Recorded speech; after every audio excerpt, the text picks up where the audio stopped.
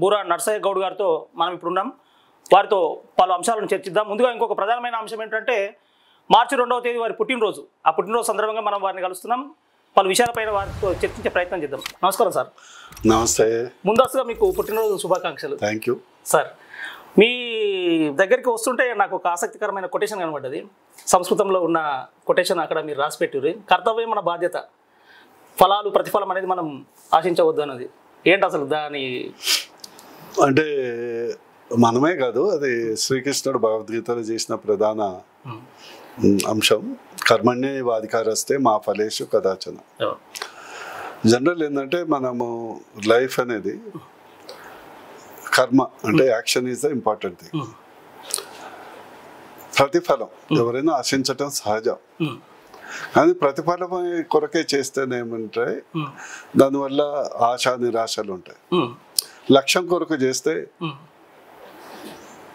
నిరాశలు ఉండవు.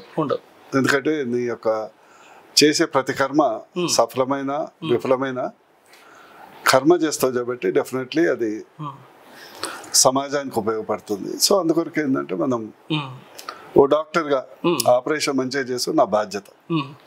చేసిన ప్రతి పేషెంట్ వేలలో ఒకళ్ళకు రికవర్ కాకపోవచ్చు, మన దేవుడు కాదు. సక్రమంగా చేయడమే మన బాధ్యత.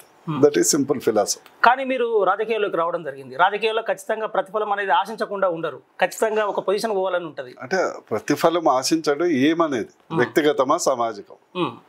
నాది సమాజహిత లక్ష్యం కాబట్టి ఇవాళ కాకుంటే రేపు, రేపు కాకుంటే ఎల్లుండి దాని ఫలితం దక్కుద్దని నా యొక్క ఆకాంక్ష. సార్, మీరు ఒక ప్రముఖ వైద్యులు, మీరు వైద్య రంగంలో ఉన్నారు. అనూహ్యంగా రాజకీయ రంగంలోకి మీరు రావడం జరిగింది. అసలు ఈ రంగానికి ఆ రంగానికి పొంతనే ఉండదు. అసలు ఈ రంగంలోకి, రాజకీయ రంగంలోకి రావడానికి ప్రధానమైనటువంటి కారణం ఏంటి? దారితీసిన పరిణామాలు అక్కడే మనం పొరపడుతున్నాం. సమాజంలో ఉన్నటువంటి ప్రతి అంశాన్ని ప్రభావితం చేసేది రాజకీయం. నేను డాక్టర్ అయినా, నువ్వు యాంకర్ అయినా, ఇంకోళ్ళు లాయర్ అయినా, ప్రతి అంశాన్ని ప్రభావితం చేసేది రాజకీయం. అలాంటి రాజకీయాల్లో లక్ష్యం ఉన్నవాళ్ళు, చదువుకున్న వాళ్ళు, సమాజ హితం కోరేవాళ్ళు రావటం అనేది అవసరం.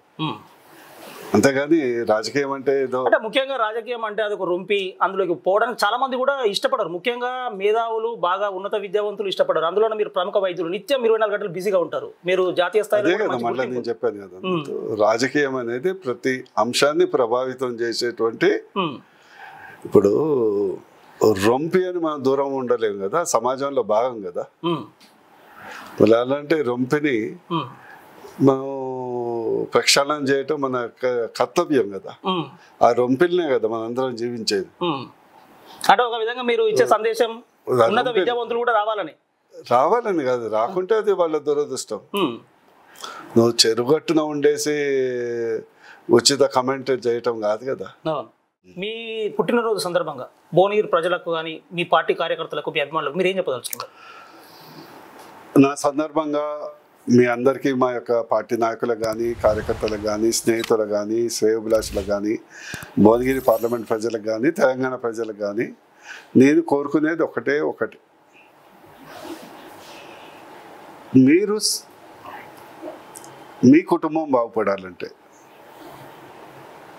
మీ యొక్క వర్గం బాగుపడాలంటే, మన సమాజం బాగుపడాలంటే only one thing is required. అది సంస్కారం. దాన్ని ఇంగ్లీష్లో కల్చర్ అంటారు. కల్చర్ అంటే చదువుకోవటం కూడా కల్చరు, వర్క్ చేయటం కల్చరు, నువ్వు చేసే పనిలో నైపుణ్యం పెంచుకోవటం కూడా కల్చర్. ఈ యొక్క కల్చర్ని పెంపొందించుకోండి. మీ జీవితాలు బాగుపడతాయి. మీ జీవితాలు బాగుపడితే రాష్ట్రం బాగుపడుతుంది. రాష్ట్రం బాగుపడితే దేశం బాగుపడుతుంది.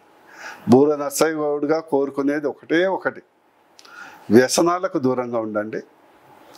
లైఫ్ను ప్లాన్ చేసుకోండి. ప్రత్యేకించి యువతకు లైఫ్ని ప్లాన్ చేసుకోండి. వ్యసనాలకు దూరంగా ఉండండి. మూఢనమ్మకాలకు దూరంగా ఉండండి. ఆర్థికంగా నేను మళ్ళా చెప్తున్నా, మీరు ఎవరైనా ఇష్టం ఉన్నా లేకున్నా, సమాజంలో ఈరోజు మనం ఆర్థికంగా ఎదిగినప్పుడే నీకు అవకాశాలు ఉంటాయి, కుటుంబ సభ్యుల నుంచి కూడా నీకు గౌరవం ఉంటుంది.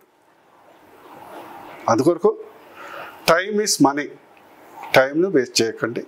Thank you very much. Like and subscribe.